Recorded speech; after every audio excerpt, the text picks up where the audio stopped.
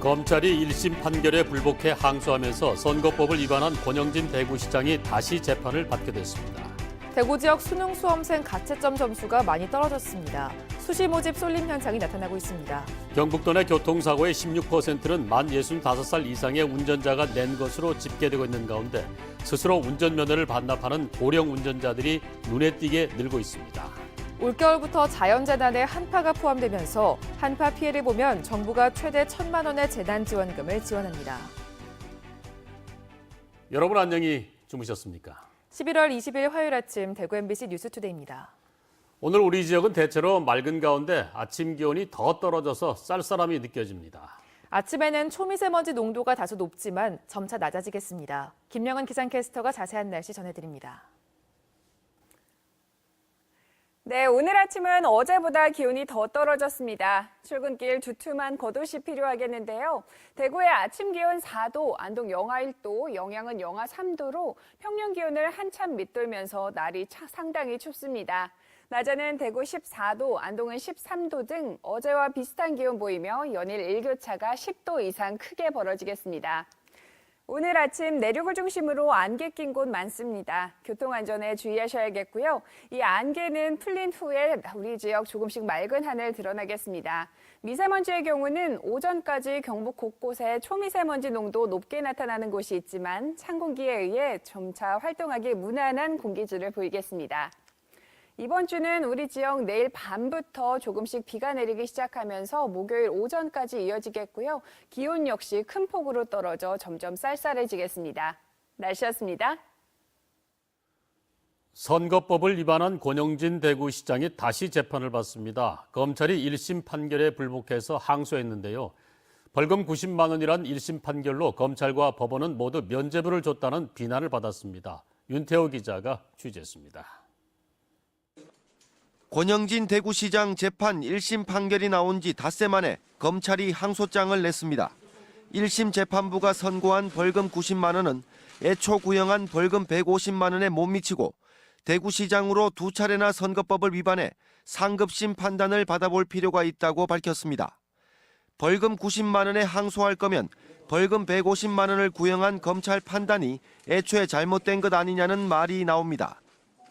타겟돼가지고 단체들한테 계속 그냥 압력받을 건데 그거보다는 법원한테 공을 떠넘기는 게 제일 맞지. 1심 재판부도 솜방망이 처벌 논란을 피할 수 없습니다. 권영진 시장이 말하는 건 사실 핑계거리고 거기에 재판부가 동조했다는 게 명확하게 이해가 되지 않습니다. 그동안의 판례와 시민의 상식에서 충분히 납득할 수 있는 판결을 하도록. 2심 재판부가 이런 배경과 여론을 모를 리 없어 부담도 더 클 수밖에 없습니다. 2심 재판은 선거 사건을 전담하는 대구 고등법원 제1형사부가 맡을 것으로 예상됩니다. 대구 고등법원의 2심 재판 결과가 사실상 최종심입니다. 권영진 대구시장이 시장직을 유지할 수 있을지 없을지는 이제 대구 고등법원의 판단에 달려 있습니다. MBC 뉴스 윤태호입니다. 대구 지역 수능 수험생 가채점 점수가 많이 떨어진 것으로 나타났습니다. 이러다 보니까 정시 모집보다는 수시에 승부를 건다는 수험생이 늘었습니다. 이상원 기자의 보도입니다.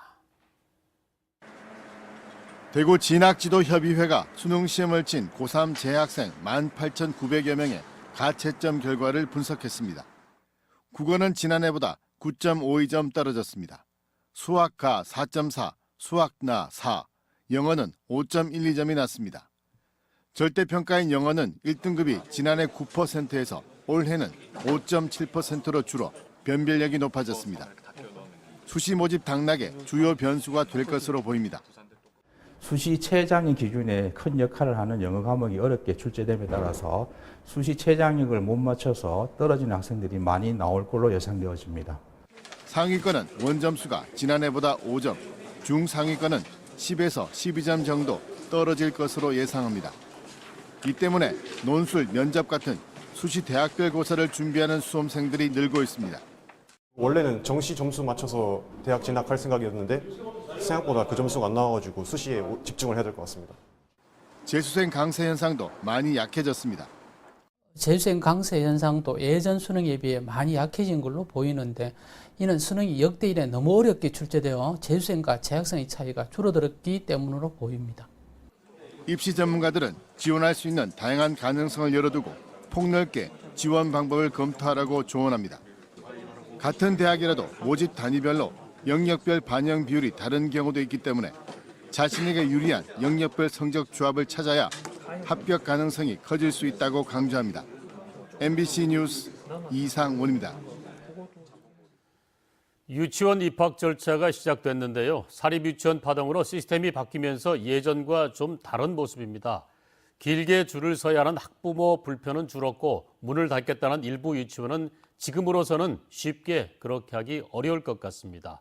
취재 박재현 기자입니다. 예전에는 텐트에서 숙식을 해결하며 유치원 입학자 추첨 순서를 기다리기도 했습니다. 한 군데는 저희 엄마가 가고 한 군데는 제가 가고 한 군데 언니가 가고 이런 식으로 같은 날 추첨을 하니까 앞으로 이런 모습은 줄어듭니다. 교육당국이 입학과 추첨, 등록을 온라인으로 하는 시스템, 처음 학교로를 도입했습니다. 과열 경쟁에 따른 불편함을 줄이고 입학 절차의 공정성을 높이기 위해서입니다. 처음 도입된 지난해는 대구 1곳, 경북 5곳 유치원만이 참여했습니다. 올해는 대폭 늘었습니다. 대구는 사립유치원 256개 가운데 158개, 62%가 동참했습니다. 경북은 유치원 238개 가운데 66개, 27%만이 참여해 전국에서 꼴찌입니다. 원화수가 많이 안 찬 것도 있습니다, 사실은. 사들이 많기 때문에 그런 부분에서 공개하는 거에 대한 어려움을 가지고 계신다. 내년에는 조례를 만들어 온라인 시스템을 정착시킵니다. 처음 학교로를 통한 원화 모집은 오는 21일부터 6일간 인터넷에서 이루어집니다. 문제는 문을 닫겠다는 일부 유치원입니다. 사립유치원 비리 사태 이후 폐원을 검토하거나 신청한 유치원은 대구 5곳, 경북 2곳입니다. 사유대사는 인정을 안 하니까요. 자격지 상법 때문에 개선을 하고자 하는 의지가 있었는데 시도교육청은 쉽게 문을 닫지 못하게 할 방침입니다. 우선 학부모 동의가 필수인 폐원 신청서 같은 절차를 강화하고 학부모에게 피해가 돌아가지 않게 할 계획입니다. MBC 뉴스 박재영입니다. 대구은행 이사회가 지주 쪽에서 만든 지배구조 개선안을 받아들였습니다. 이 투명한 경영을 위해 은행장을 뽑는 방식을 새롭게 정한 건데요. 세부적인 내용에서는 아직 생각이 같진 않습니다. 양관희 기자가 취재했습니다. DGB 대구은행이 임시 이사회를 열고 지주 측이 제시한 지배구조 선진화 방안을 원안대로 통과시켰습니다. 개선안을 두고 지주 측과 갈등을 빚은 지 2달 만입니다. 김진탁 대구은행 사회이사는 취재진과 통화에서 개선안이 법상 문제가 많지만 은행 안팎에서 은행장 공백 상태를 우려해 지주 측 개선안을 의결했다고 말했습니다. 이로써 DGB 금융지주 자회사인 하이투자증권, DGB생명, 대구은행 모두 지배구조 규정을 바꿨습니다. 하지만 세부 규정을 두고 DGB 금융지주와 은행 사이 갈등은 여전합니다. 은행 측은 은행 사회이사들이 은행장 후보를 추천할 수 있도록 요구했습니다. 은행장을 뽑을 때 금융회사 경력을 얼마나 볼지도 지주와 은행 쪽 생각이 다릅니다. 저희가 확인해 본 바로는 지금 지주 이사님들도 그런 내용에 대해서는 협의한 부분이 없었고 회장님하고 긴급회의하고 회장님이 이건 아닌 것 같다 해서 굉장히 지주 측은 은행장 선임을 두고 은행 측과 상의하겠지만 지배구조 개선안 취지를 살리겠다는 태도여서 둘 사이 갈등은 쉽게 좁혀지기 어려워 보입니다. MBC 뉴스 양관입니다. 대구은행은 2년 동안의 리모델링 공사를 마치고 수성동 제1본점에서 업무를 시작했습니다. 기업 고객용 회의실이 새로 생겼고 지하에는 대구은행 역사와 경제금융교육이 가능한 금융박물관이 생겼습니다. 대구은행은 수성동 제1본점, DGB 금융지주는 칠성동 제2본점을 사용하면서 은행과 지주의 공간이 분리됐습니다. 경북도 내 교통사고의 16%는 만 65살 이상의 운전자가 낸 것으로 집계됩니다. 최근 스스로 운전면허를 반납하겠다는 고령 운전자들이 눈에 띄게 늘고 있습니다. 보도에 최보규 기자입니다. 안동의 한 교차로. 흰색 소형차가 직진하는 차량을 못 보고 그대로 들이받습니다. 또 다른 도로에서는 한 차량이 직진 신호를 무시하고 좌회전하다가 다른 차와 강하게 부딪힙니다. 모두 60, 70대의 고령 운전자가 낸 사고로 운전 부주의이거나 신호 위반 사례입니다. 지난해 경북에서 만 65세 이상 운전자가 낸 교통사고는 2,400여 건. 전체 교통사고의 16% 이상을 차지해 전남과 전북에 이어 전국 세 번째를 기록했습니다. 이런 가운데 최근 고령 운전자가 스스로 운전대를 놓으려는 움직임이 확산되고 있습니다. 올해 77살이 된 김소옥 씨는 지난달 30년간 잡아온 운전대를 내려놨습니다. 직접 경찰서를 찾아 운전면허증을 반납했는데 이 결정을 내리기까지 꼬박 1년을 고민했습니다. 조금도 후회는 없습니다. 지금 그거 있었으면 지금쯤 내가 어떻게 되었을지도 모르죠. 혹시나 불의의 사고나 이런 불의의 사고를 낼 수도 있고. 김 씨처럼 운전면허 자진 반납 결정을 내린 고령 운전자는 올해 안동에서만 17명. 지난해까지는 단 한 건도 없었는데 올해 4월부터 신청자가 하나둘 늘었습니다. 경북 전체로는 올 들어 218명, 2016년 81명, 지난해 167명에 불과했지만 올해 급격히 증가했습니다. 특히 내년부터는 75세 이상 고령 운전자의 면허 취득과 갱신이 까다로워지면서 자진 반납 기류는 더욱 확산될 것으로 예상됩니다. 일각에서는 부산과 포항 등 일부 지역처럼 운전면허 반납에 따른 혜택 제공의 필요성도 거론되고 있습니다. 네, 부산시의 경우 어르신 교통카드 발급이나 지역 내 의료, 상업시설 이용 시 최대 50% 할인 혜택을 주고 있으며 대부분의 면허 시험장이나 지자체에서는 혜택이 미흡한 편입니다. MBC 뉴스 최복입니다. 포항 지진 연속 기획 보도입니다. 포항 지진의 더딘 복구와 이재민들의 딱한 처지를 보면 지금껏 국회는 뭘 했나 묻지 않을 수가 없는데요. 지역 정치권이 정부와 국회의 적극적 지원을 촉구하고 있지만은 여야가 제각각이고 정치적 상황도 녹록지 않아서 실질적인 효과가 있을지는 의문스럽습니다. 장성훈 기자의 보도입니다. 포항 지진 1년, 재해의 상처는 그대로였습니다. 여전히 이재민은 살 집이 없고 부서진 건물은 방치돼 왔지만 정부도 정치권도 관심을 갖고 제대로 보살피지 않았습니다. 그러니까 이대로 1년 동안 방치되어 있는 거죠. 법안이 없대요, 법안이. 그래서 해줄 수가 없대. 그나마 지진 1년을 기점으로 지역 정치권에 의해 허술한 피해 복구 실태가 속속 드러나기 시작했습니다. 더구나 정부가 복구 비용의 산정 기준을 인상하고도 정작 포항 지진에는 소급 적용하지 않아 많은 비판이 일고 있습니다. 지원복구비가 인상된 걸로 알고 있는데 그마저도 포항 지진에 소급 적용이 불가하다는 방침이어서 주민으로서는 도저히 납득하기 이해하기 힘든 부분입니다. 포항이 지역구인 김정재 의원도 지진 피해 관련 법안 6개가 국회 상임위에 상정조차 되지 않고 있다며 포항 지진 특별법과 재해 지원 예산에 초속한 국회 통과를 촉구했습니다. 하지만 김 의원이 소속된 자유한국당이 정작 법안 통과를 위한 국회를 보이콧하고 있고 김 의원이 이에 대한 입장을 명확히 내놓지 않고 있어 국회를 압박하는 효과가 있을지는 의문입니다. 허대만 더불어민주당 경북도당 위원장은 성명을 통해 지금까지의 산발적인 복구 대책은 피해 지역에 큰 도움이 되지 못했다며 지역 정치권과 국회의원, 포항시가 참여하는 공동기구 구성을 제안했습니다. 하지만 허 위원장 역시 이후에는 구체적인 역할을 하지 않고 있는데 여당 정치인으로서 정부의 안이한 피해 복구 실태가 부각되는 것이 부담스러운 게 아니냐는 지적이 나옵니다. 아무리 어떤 정치 그런 영향이 있다 해도 국민을 살려놓고 봐야 되는 거 아니겠어요? 그래 1년 동안 우리 포항 지진 피해 주민들 이렇게 울부짖고 정말 지진 피해 복구라는 최대 민생 현안 앞에 여야와 진보 보수가 따로 있지 않습니다. 모두가 지혜를 모아야 할 때입니다. MBC 뉴스 장성훈입니다.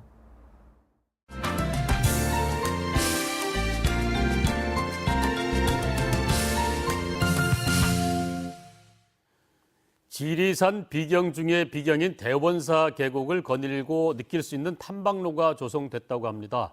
그동안 접근이 어려워 볼 수 없었던 대원사 계곡의 절경을 고스란히 즐길 수가 있습니다. 지리산의 비경 함께 보시죠. MBC 경남의 이준석 기자입니다. 탐방로에 들어서자 가을빛 완연한 지리산 계곡이 모습을 드러냅니다. 그동안 가까이 갈 수 없었던 지리산의 비경, 대원사 계곡입니다. 너럭바위를 굽이치는 계곡물이 상쾌한 소리를 선물합니다. 갖가지 나무들이 어우러진 숲길은 경사도가 완만해 노약자도 큰 불편 없이 걸을 수 있습니다. 물도 좋고 주변에 경관도 좋고 풍경도 좋고 단풍도 좋고 아주 좋습니다.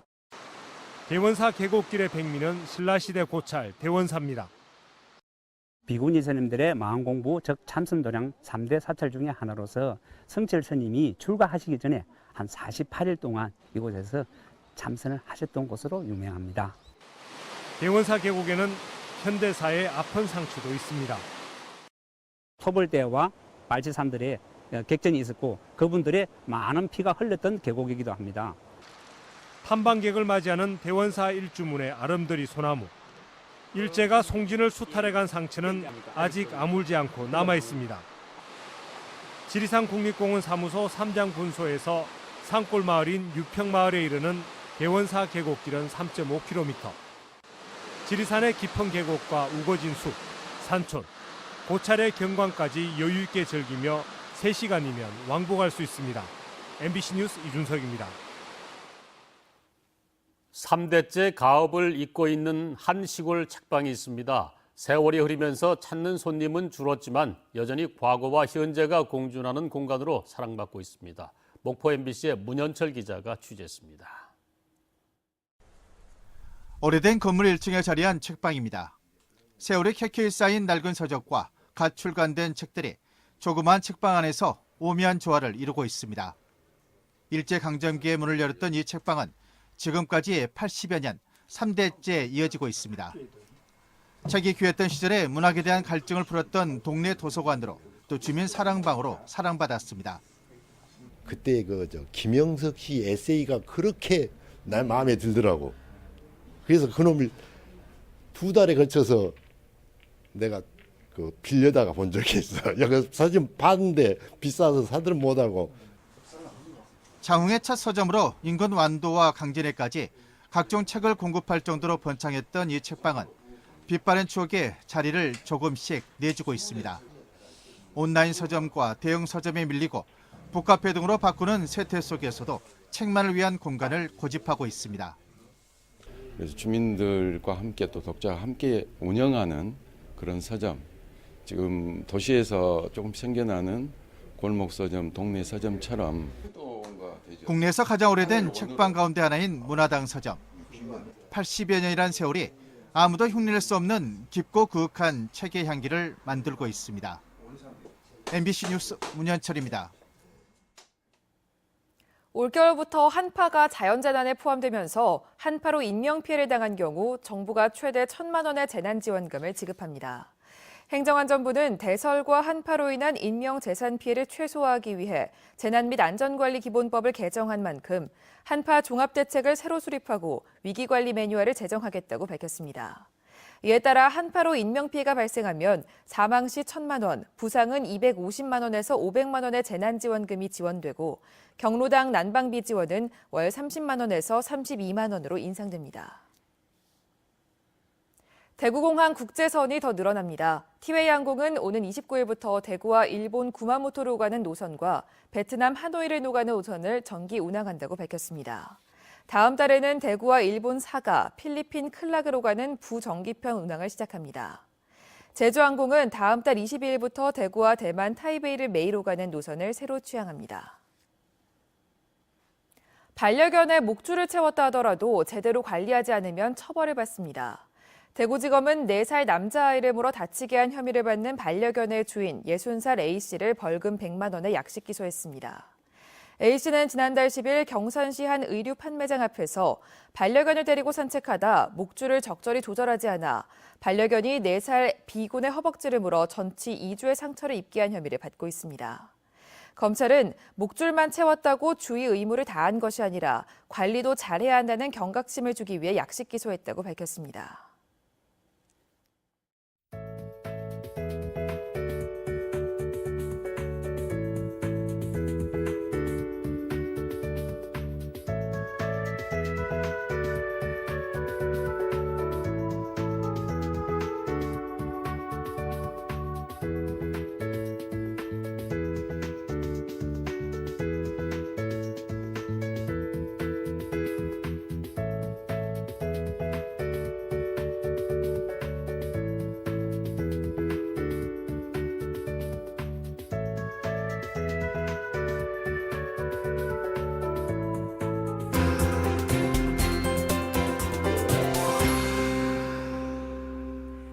아침은 어제보다 기온이 더 떨어졌습니다. 출근길 두툼한 겉옷이 필요하겠는데요. 대구의 아침 기온 4도, 안동 영하 1도, 영양은 영하 3도로 평년 기온을 한참 밑돌며 날이 상당히 춥습니다. 낮에는 대구 14도, 안동은 13도 등 어제와 비슷한 기온 보이며 일교차가 연일 10도 이상 크게 벌어지겠습니다. 오늘 아침 내륙을 중심으로 안개 낀 곳 있습니다. 교통안전에 주의하셔야겠고요. 이 안개는 거친 후에 우리 지역 조금씩 맑은 하늘 드러나겠습니다. 미세먼지의 경우는 오전까지 경북 곳곳에 초미세먼지 농도 높게 나타나는 곳 있겠는데요. 찬바람에 의해 조금씩 바깥 활동하기 무난한 공기질을 보이겠습니다. 위성 영상 보시면 오늘은 남해상에서 동진하는 고기압의 영향을 받아 우리 지역 종일 맑은 하늘을 보이겠습니다. 자세한 지역별 날씨입니다. 대구의 현재 기온 4도, 청도 영하 2도로 아침이 많이 쌀쌀합니다. 낮에는 모두 14도로 어제와 기온이 비슷하겠습니다. 문경의 이 시각 기온 1도, 김천 영하 2도로 따뜻한 옷차림이 필요하겠습니다. 낮 최고 기온은 문경과 김천 모두 13도 예상됩니다. 안동의 아침 기온 영하 1도, 봉화 영하 3도로 시작하고요. 낮 기온은 안동 13도, 봉화 11도로 일교차가 크게 나겠습니다. 포항의 현재 기온 5도, 낮 기온 14도 예상됩니다. 바다의 물결은 연일 최고 2.5m로 일겠습니다. 이번 주는 내일 밤부터 우리 지역 비가 시작되면서 목요일 오전까지 이어지겠고요. 기온 역시 큰 폭으로 떨어져 쌀쌀함이 더욱 심해지겠습니다. 날씨였습니다.